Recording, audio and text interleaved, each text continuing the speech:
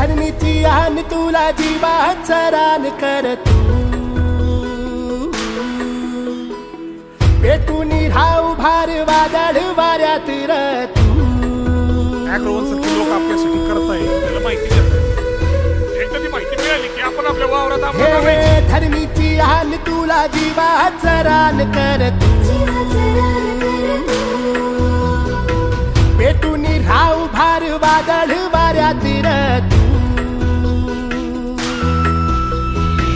पडू दे ठिणगी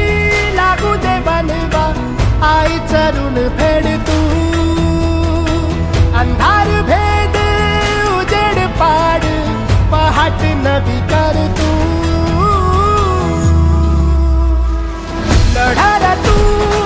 लढा तू लढा तू बळीराजा वाट हीर तुझीच तू झोपून दे बळीराजा